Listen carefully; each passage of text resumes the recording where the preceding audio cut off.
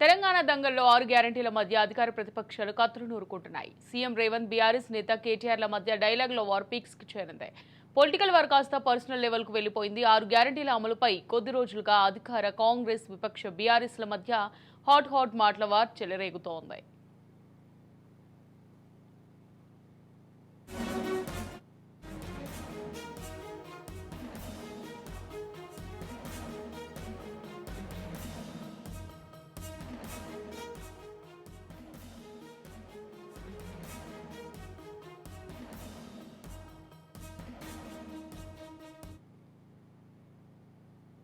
6 గ్యారంటీల అమలు మాటల్లోనే తప్పితే చేతల్లో లేదంటూ కాంగ్రెస్ పై బీఆర్ఎస్ ఎదురుదాడి చేస్తోంది.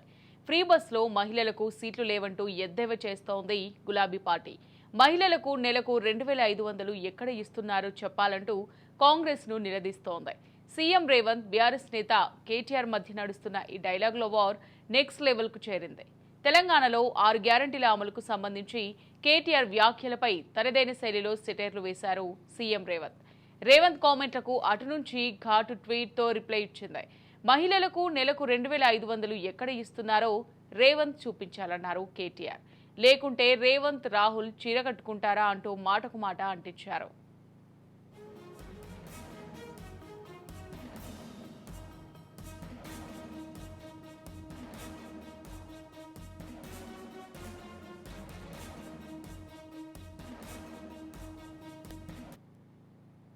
ఇందిరమ్మ రాజ్యం అంటూ సోనియా జపం చేస్తున్నారంటూ ట్వీట్లో విమర్శలు గుప్పించారు కేటీఆర్. ఉచిత బస్సు అంటూ బిల్డప్ ఇచ్చారని, సీట్లు దొరక్క మహిళలు గొడవ పడుతున్నారన్నారు. నోటికొచ్చిన మాటలు మాట్లాడడం తప్పితే కాంగ్రెస్ చేసిందేం లేదంటూ ఆ ట్వీట్లో కేటీఆర్ ఆరోపించారు. ఇక 6 గ్యారంటీల పేరుతో తెలంగాణ ప్రజలను కాంగ్రెస్ దగా చేస్తుందన్నారు బీఆర్ఎస్ అధినేత కేసీఆర్. 6 గ్యారంటీలపై 6 నూరైనా మాటల యుద్ధం ఆపేదే లేదన్నట్టు సాగుతోంది.